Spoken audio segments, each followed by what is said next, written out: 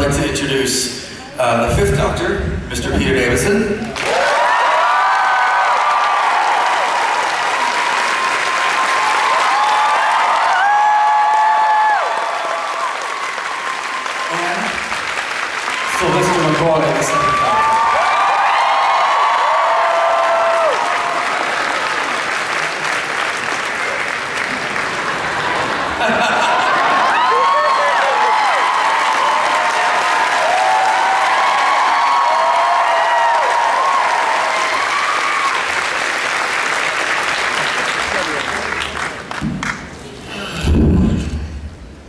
Thank you both for coming today, by the way. We really appreciate you coming all the way for our convention.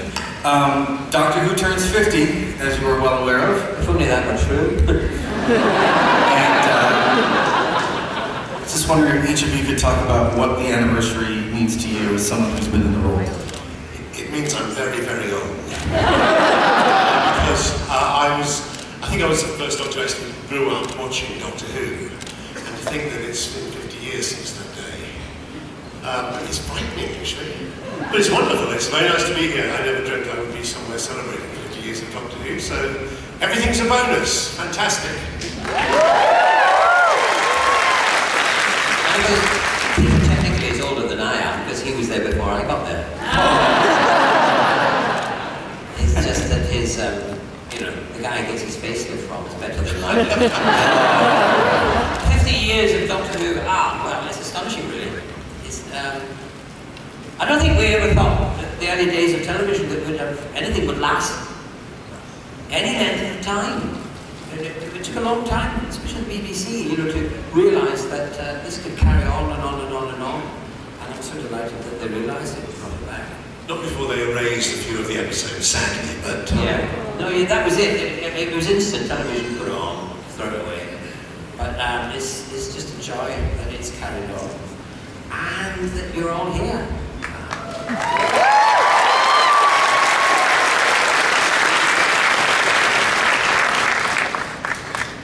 I know you guys are doing something for Big Finish for the birthday, and we'll talk a little bit about that for what we can. But would you have liked to have been a part of some sort of on-screen special for the anniversary? Yeah. Yeah, but it's never too late,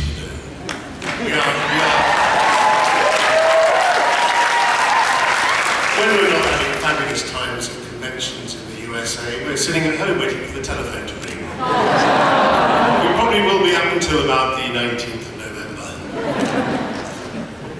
And then, hopefully, you never know. Then you never know. Something might turn up. I mean, we're trying bribery, we're trying everything. And did you make any calls, to say, hey, Stephen, am I in this, or what's going on, or did you let them come to you? Yeah, Stephen refused to take my calls. I tried, did my best for you. What, really? You wouldn't take my calls either. I told him I was in the Hobbit as well. Yeah, and I said I could get Peter Jackson. Did you? Yeah. Now that would be a coup if they got Peter Jackson. I said they hadn't heard of Colin Baker. Who's Colin Baker? Well, he's loud enough, that could be not bad.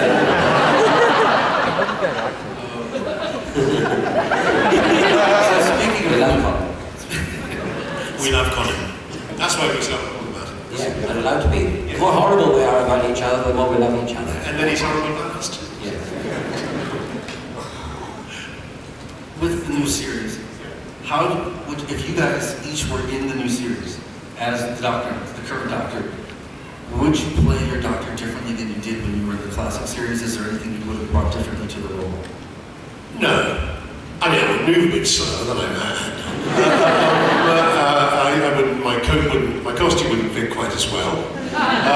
Probably even less than it did in Time Crash. So no, I wouldn't do it any differently. I don't think so. Except that you change. I wouldn't try and act 30-year-old me. So. Not consciously. I just would be a bit different. Yeah, it's the same really. Be much slower. I mean, we do anything different in the Big Finish things. No, it's exactly the same. Exactly the same. Just carry on. Very boring. Yeah. kidding. We think we're brilliant.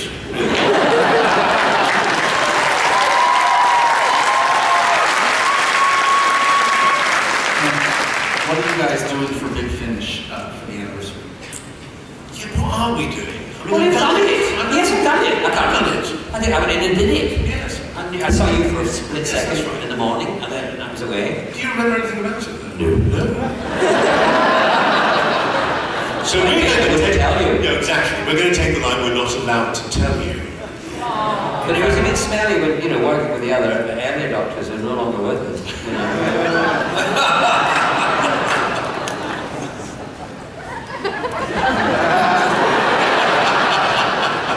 I'm only joking, aren't I? Yes, cross that red line. Yes. That's me. As doctors who are fans of the show, what is your favorite moment from the show of watching it over 50 years? Or moments. My favourite moment. Or episode. There was I can't even remember what episode this was, but I think it was in Patrick Troughton's time, and it was, I'm pretty sure it was set on the moon, but when you become an actor, and you get the bits of giggles sometimes, you have to find something that you can draw on to stop you laughing. And there was a scene from Doctor Who, when I was watching it growing up, which terrified me. It was, I'm pretty sure it was set on the moon, it was about these figures, almost like covered in ice or something. And every time I start to get the giggles, I would think of this particular scene, I'd just stop, because still, somewhere deep inside me, it's still terrified the hell out of me. So I remember that moment. Apart from that, I don't know really. I mean, there's been so many marvellous moments in Doctor Who that I can't really pick on one. You mean as a viewer rather than Yes. being in it? Yes, or you can do it in two if you like. Either way. I don't know about that really. I love I love the change. Actually, this is the new series. The change from Chris Anderson into David Tennant. I love that regeneration.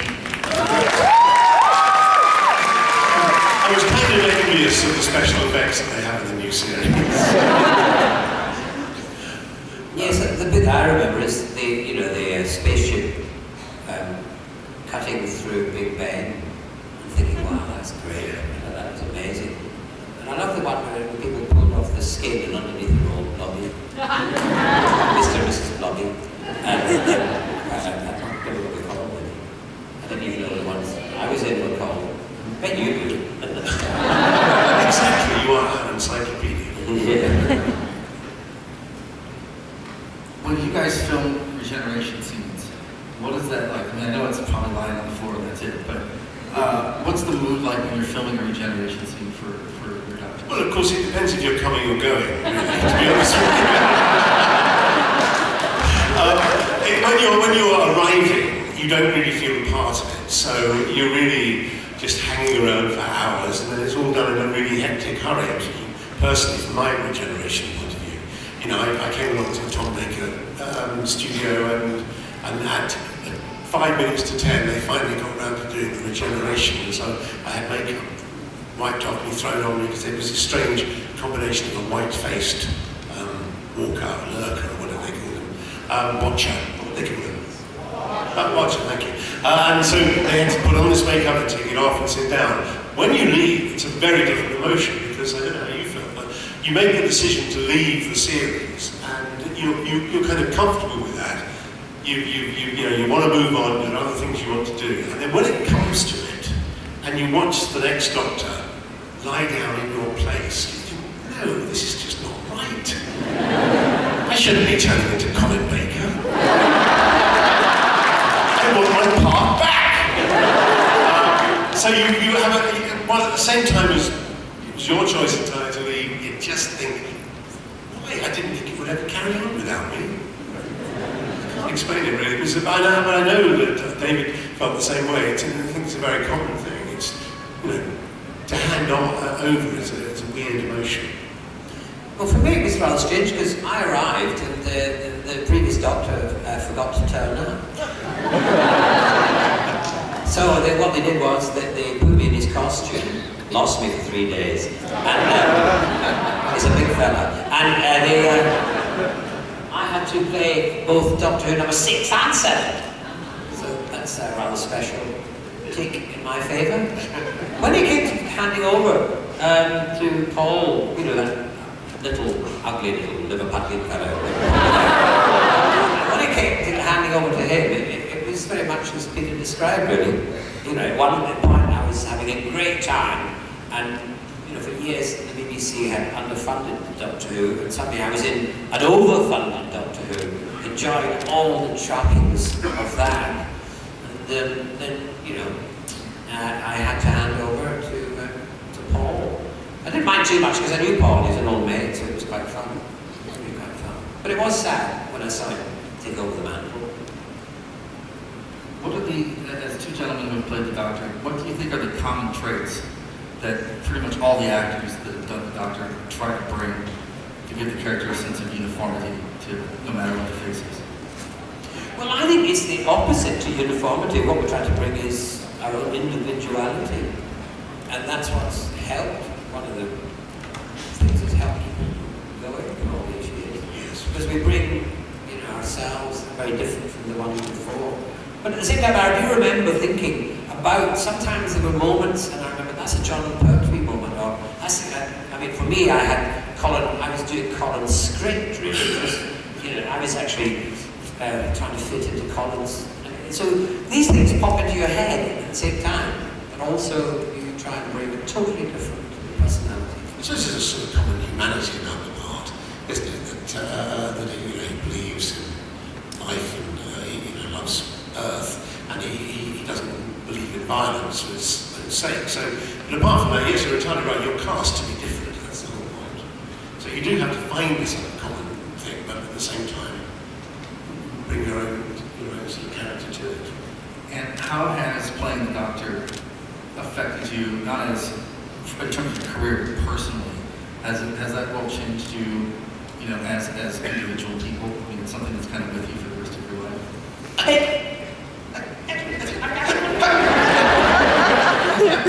don't think it has really. No, I don't think it does in that sense. Apart from that, any part you play might expand the way you think. But I can think of many other parts I play that have done that more so with the Doctor. It's a great part to play. It's a fantastic part to play, and you are, in many senses, a role model. But I don't think it's changed me into a wonderfully benevolent person. I was always that. This had no effect on me whatsoever, not whatsoever. It never affected me at all. I'm not the Doctor. I tell you, I'm not the Doctor. It never affected me whatsoever.